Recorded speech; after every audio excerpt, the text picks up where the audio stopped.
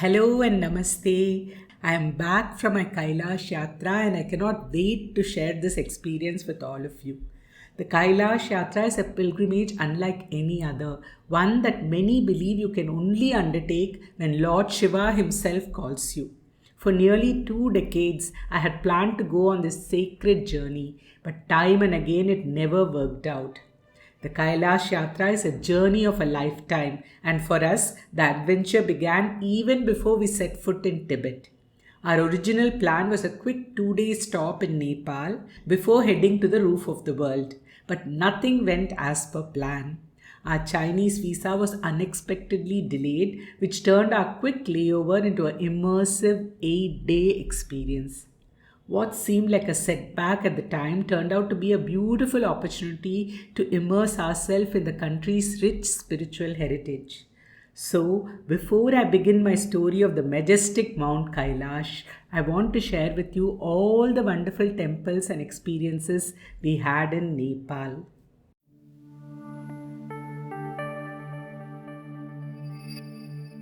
Standing before the Pashupatinath Temple, you can't help but feel a profound sense of ancient holiness. The temple is dedicated to Lord Pashupatinath, Shiva in his form as the Lord of all living beings. There is a powerful legend that considers this sacred site to be the very head of the 12 Jyotirlingas, with the rest of his divine body extending across India. Inside, the central deity is a remarkable stone Mukhalinga, a lingam with 4 carved faces, each one representing a different aspect of Shiva: Sadyojata, Vamadeva, Tatpurusha and Agora. They say the 5th face, Ishana, is invisible, representing Shiva's all-pervading, boundless nature. For me, the most deeply moving experience was walking along the banks of the sacred Bagmati river. Here, the open-air cremation ghats offer a powerful and unfiltered glimpse into the cycle of life and death. Just like in Kashi, there is a profound belief that to be cremated here ensures liberation or moksha from the endless cycle of birth and death. It's a humbling and emotional sight, witnessing families performing these ancient rituals, a reminder of both the finality and the continuation of existence. And as the sun begins to set, the entire riverbank comes alive. The daily evening Ganga Aarti is a truly spectacular event, a final beautiful offering of light and sound that brings the day to a close.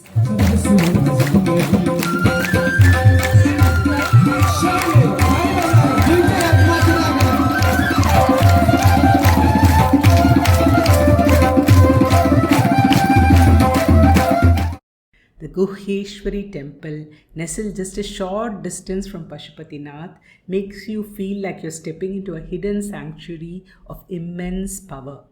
This temple is a Shakti Peeth. According to the legend, it is here that goddess Sati's knees fell, making the temple a profound symbol of divine strength and surrender. The name Guhyeshwari itself means the hidden goddess, and the very structure of the temple reflects this mystery. Rather than a traditional idol, the deity is worshipped as a central kalash or water pot located in an underground chamber, a powerful symbol of the source of all life. Standing in this sacred space, surrounded by this palpable energy, I had the profound honor of chanting the Lalita Sahasranama. Reciting the 1,000 names of the Divine Mother, Lalita Tripurasundari, in a place so intrinsically linked to the goddess was a truly powerful moment, a feeling of deep connection and reverence that words can barely capture. Stepping into the circle of Boudhanath Stupa feels like entering a different world, a vortex of peace and devotion right in the heart of Kathmandu. The moment you first see it, its sheer scale is breathtaking. This magnificent structure, one of the largest spherical stupas in the world and a UNESCO World Heritage Site, stands as a symbol of profound wisdom and compassion at the heart of Buddhism. The very design of the stupa is fascinating. Its dome is a symbol of the universe, and the 13 tiers of its spire represent the stages a person must pass through to reach enlightenment. But for me, the most powerful feature is the pair of all seeing eyes of the Buddha painted on its golden spire, gazing out in every direction. The real magic of Boudhanath isn't just what you see, it is what you feel. The air is thick with low rhythmic hum of mantras and the quiet click clack of prayer wheels being spun by monks and pilgrims.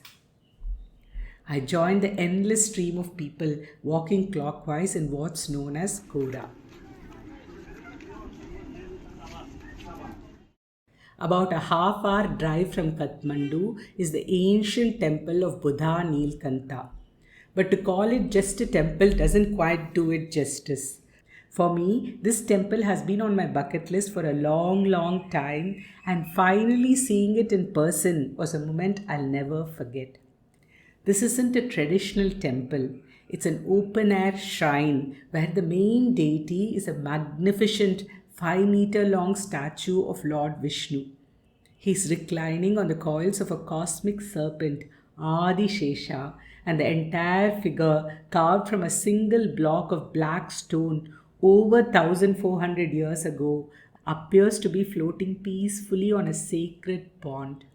This serene image is known as Jal Narayan, or Vishnu in the water, and his face holds a calm, almost blissful expression. The symbolism of this form is profound. It represents Lord Vishnu in a state of yogic sleep or yoga nidra from which the entire universe is born. It's an immense cosmic rest, and as the legend goes, when he finally awakens from the sleep, the present world will come to an end, paving the way for a new creation.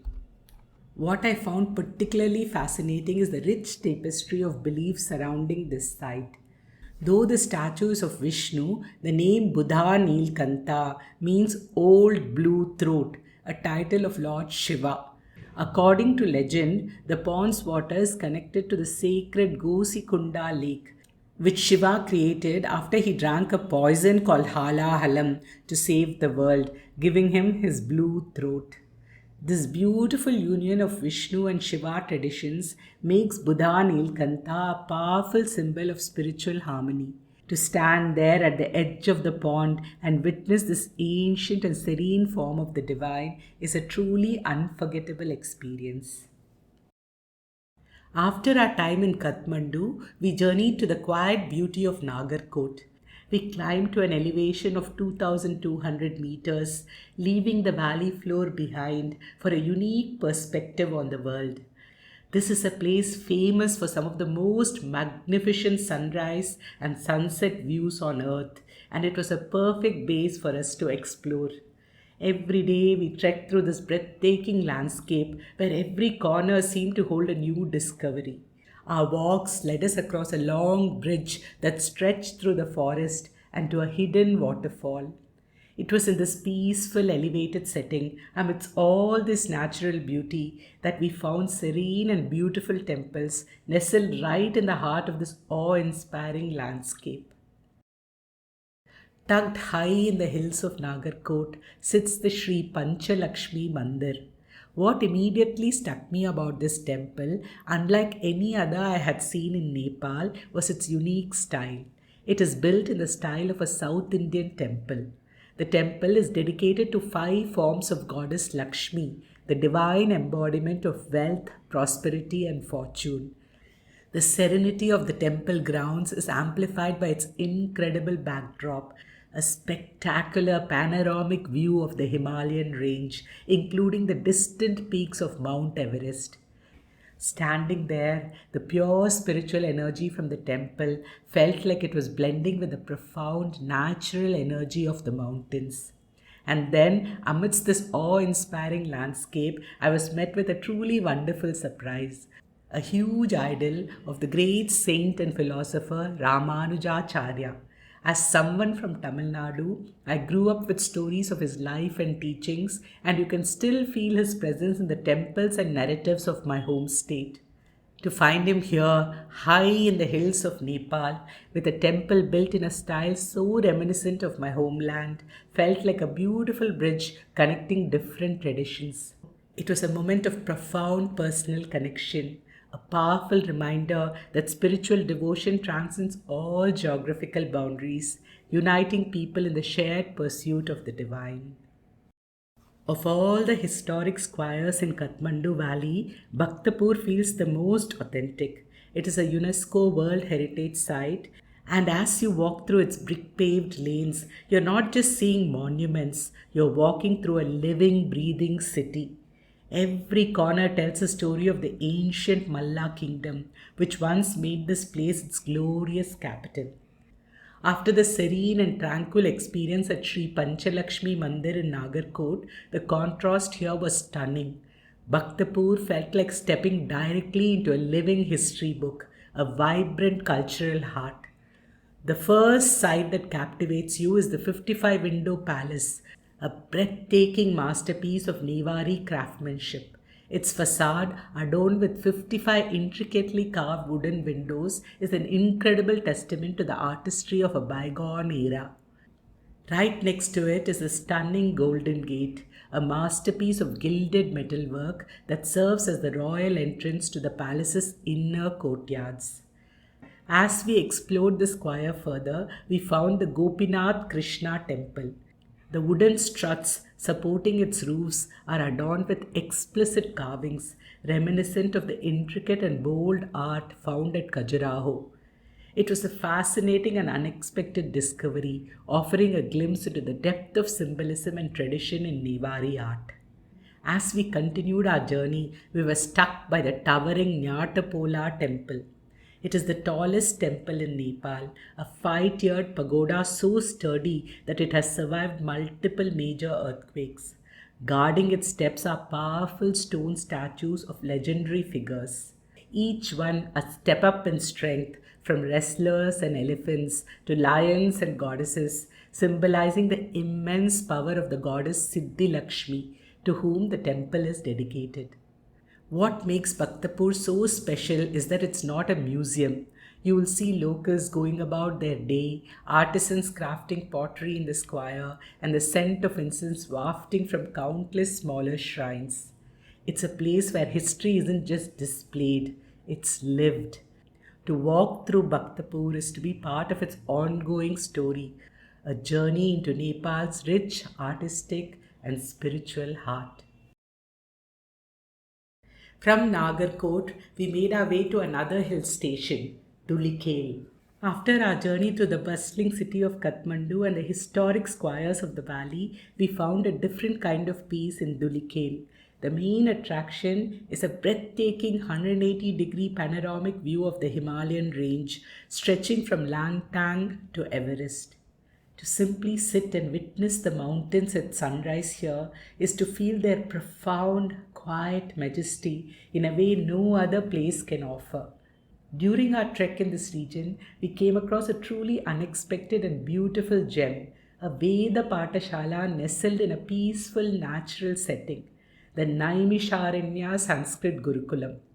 The name itself, Naimisharanya, holds a deep significance.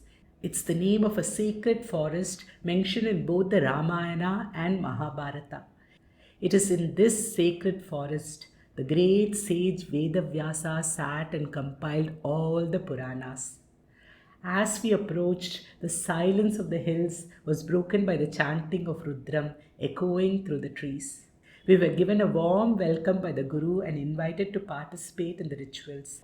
We were granted the immense privilege of performing Abhishekam to the Lingam. Pouring water over the Lingam as the ancient mantras continued to be chanted was an experience beyond words. On our way back from the Gurukulam, the journey offered one more incredible and unexpected discovery. Tucked away, almost hidden by nature, was a samadhi of an unknown sage. It was beautifully decorated with countless Shivalingams, and as I stood there, I could feel a palpable energy, a silent connection to an enlightened soul who had found their peace in this serene landscape. As our time in Nepal was drawing to a close, and before we made our way to the Tibetan border, we made one final pilgrimage to the Doleshwar Mahadev Temple. This temple, dedicated to Lord Shiva, is considered to be the head of Kedarnath Temple in India. According to a legend, after the great Mahabharata war, the Pandava brothers sought forgiveness from Lord Shiva for their sins of battle. To avoid them, Shiva disguised himself as a bull. When the Pandavas found him and tried to stop him, his body separated. The rest of his body is revered in the 5 Kedars in India, but it is believed that his head emerged here in Doleshwar. For centuries, this temple was a hidden gem, but it was officially recognized as Kedarnath's head in 2009. To stand here, knowing that we were at the very head of one of India's most sacred Shiva sites, was an incredibly humbling and powerful experience. It felt like receiving one final blessing from Lord Shiva, a perfect way to prepare for our journey to the roof of the world. We were on the way to Tibet. The view was breathtaking and beautiful, and also challenging and backbreaking. There were virtually no roads. At one point, our progress came to a halt when we encountered a massive landslide that had completely blocked our path. We had no choice but to get out and climb over a steep incline to get to the other side. There, we were met by a pickup truck that took us the rest of the way to the border. It was a raw and unforgettable adventure, a fitting test before entering the hallowed land of Tibet. The journey from Nepal to Tibet was a long and grueling one. The high altitude air grew thinner with each passing day, and the lack of oxygen took its toll. Because of the delay in our visa, all our acclimatization days were cancelled. That took a toll on all of us. After a difficult 3-day journey that included a brief hospitalization for me and several fellow travelers due to altitude sickness, we finally arrived. And nothing, absolutely nothing, could have prepared us for what we saw. There are no words to truly describe Lake Mansarovar. It is a vast, shimmering expanse of divine energy, so immense it feels less like a lake and more like a celestial ocean. As a sacred site revered by Hindus, Buddhists, Jains, and Bon, it is believed to have been created in the mind of Lord Brahma. Its serene turquoise waters, reflecting the surrounding peaks, including the majestic Mount Kailash, felt like looking into the very heart of purity and consciousness. And in those shimmering waters, I felt the unmistakable presence of the Divine Mother. The lake truly emanated Matrutvam, the very essence of motherhood. We did a Parikrama of Mansarovar by bus, a journey that took over 2.5 hours, with the water sparkling beside us the entire way.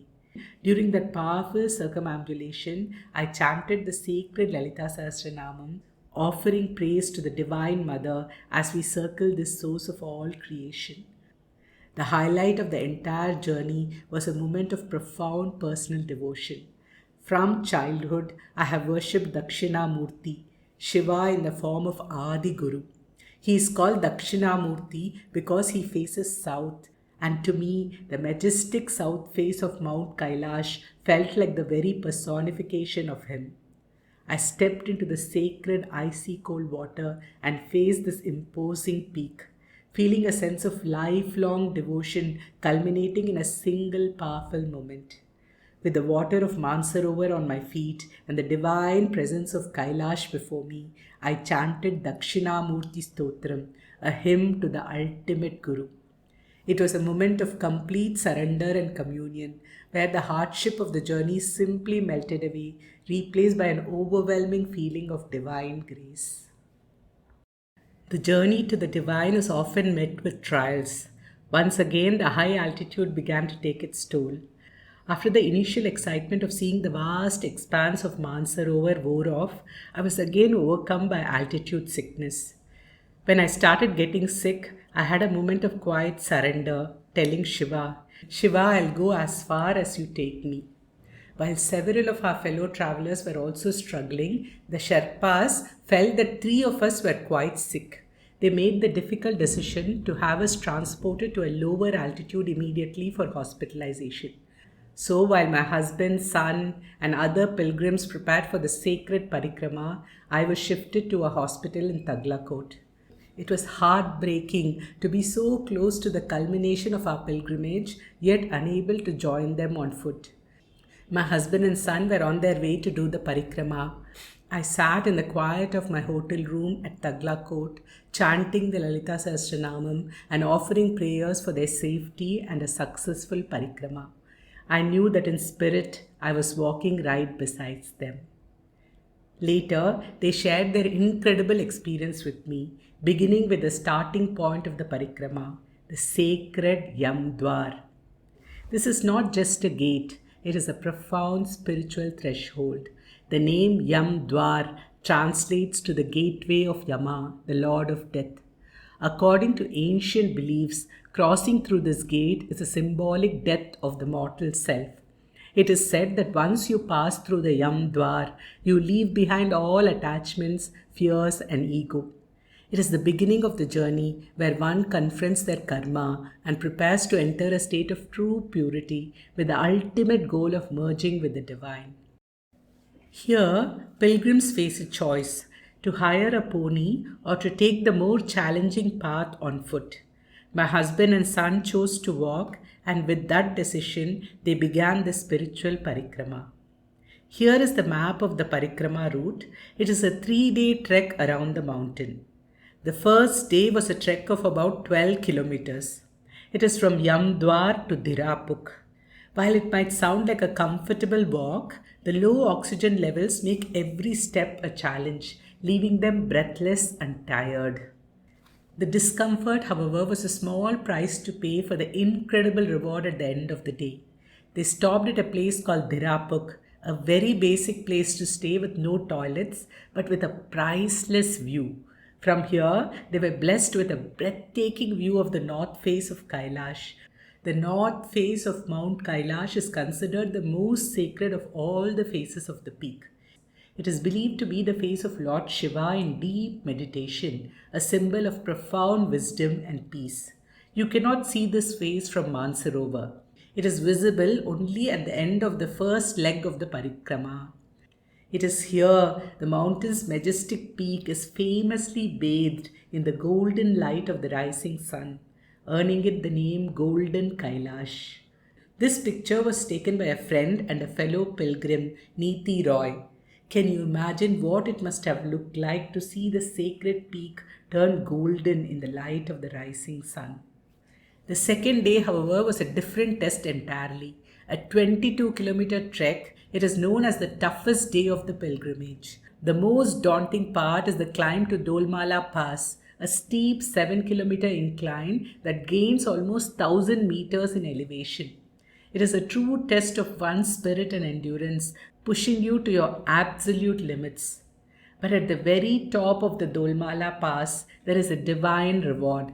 Here, one gets a view of Gauri Kund, the lake of compassion, as it is also known. It is believed to be the place where goddess Parvati or Gauri took a spiritual bath. Legend says that this is where she created Lord Ganesha from the dirt of her body. For pilgrims who have just conquered the pass, the sight of this pristine, icy lake is a source of immense peace and spiritual renewal. The journey continues with an equally difficult, steep 4-kilometer climb down from the pass, a section so treacherous that even the ponies cannot descend and everyone must walk. It's a final challenge before the path smooths out, a test to the unshakable faith required to complete this sacred journey. It is often said among pilgrims that when you are on this sacred Parikrama, Shiva always sends help when you need it most, and my husband and son were about to have such an encounter. As they began the strenuous climb up the Dolmala Pass, the relentless incline and low oxygen levels started to take their toll. At one point, both were so breathless and exhausted that they had to sit down, panting hard.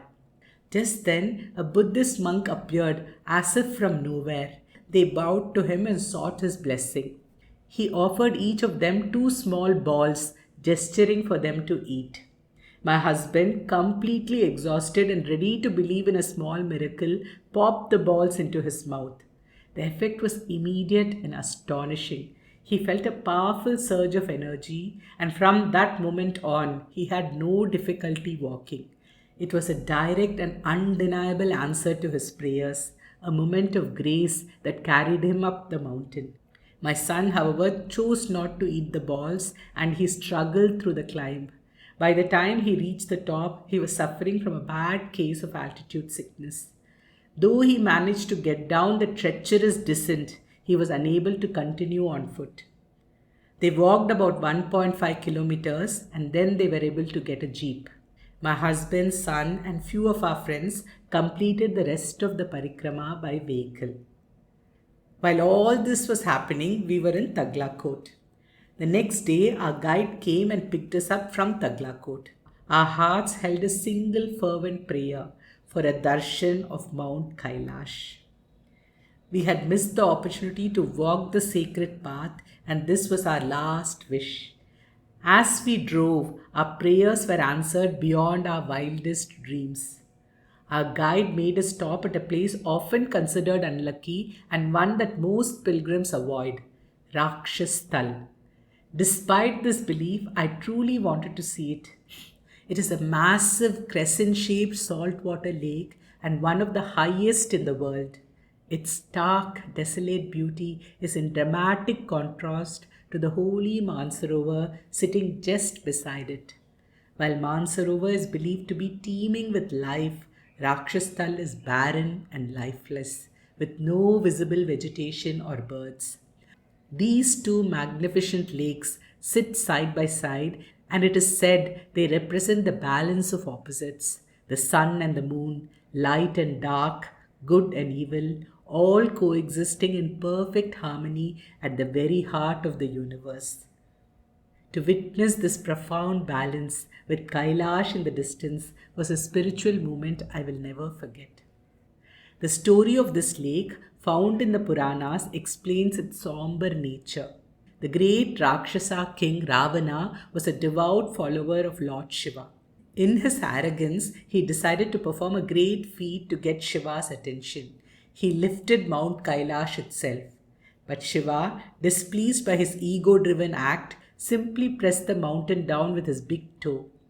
Ravana was trapped under the weight of the mountain for years, and it is said that he shed tears of pain and remorse which formed this magnificent yet stark lake. As the sun began to rise behind the mountains, I stood and gazed at the outline of Kailash seen in the backdrop of the lake. It was so vivid, so breathtakingly beautiful that I could almost imagine Ravana, his head hanging in pain and remorse, shedding the tears that filled up this sacred body of water. To witness this powerful legend come to life was an out-of-this-world experience. After the powerful experience at Rakshas Tal, we continued on, and from this point until we reached Darshan, we were blessed with a continuous view of Mount Kailash. I was in tears to finally see this peak, which I had been waiting to visit for nearly 2 decades, was a moment that transcended all the hardships of the journey. We continued to Darshan, where our fellow pilgrims were staying after their Parikrama. And here, Kailash's majestic presence is visible from every place, a constant source of inspiration. But the most sacred spot on this leg of our journey was the spiritual site known as Ashtapad. As we stood there, we were presented with a truly majestic and deeply significant view. Mount Kailash with a sacred Nandi hill standing directly in front of it. There is a small stream flowing from Kailash in the foreground, and a monastery is visible close by. The entire vista is considered to be the spine of Shiva. The name Ashtapad means 8 steps, referring to the spine-like structure of 8 steps on the mountain face. Next to it is Nandi Hill, so named because of the distinct hump in its peak. It is revered as the sacred vehicle and gatekeeper of Lord Shiva. Beyond this profound view, it is believed to be the place where the first Jain Tirthankara, Lord Rishabhanath, attained enlightenment and liberation from the cycle of death and rebirth. To stand here is to feel the spiritual energy of all the great souls who have come here seeking liberation. As we left this powerful site and began our journey back to Darshan, we chanted the Mahamrityunjaya mantra, a powerful hymn for conquering death and attaining liberation. It felt like a perfect offering at a place so intrinsically linked to spiritual triumph. Our final stop was complete, and with the sacred memories of Kailash and Mansarovar held firmly in our heart, we began our journey back to Nepal. Upon our return to Kathmandu, our pilgrimage came full circle. We brought with us the sacred waters of Lake Mansarovar, carrying the divine energy of the roof of the world. In the ancient Pashupatinath Temple, we performed a final symbolic act of devotion, offering an abhishekam to Lord Pashupatinath with the waters of Mansarovar on behalf of our entire group. It was a beautiful moment, connecting the start of our journey with its sacred destination. With that final blessing, we bid goodbye to Nepal, leaving with memories that will last a lifetime. It was a pilgrimage of a lifetime, one that was not just about the miles we traveled, but about the spirit, endurance, and faith we found along the way. We came seeking a physical peak, but we left with a profound sense of inner peace, a feeling of divine connection, and memories that will last forever. We walked away from the Himalayas with the spiritual energy of Kailash in our hearts and the wisdom of the mountains in our souls.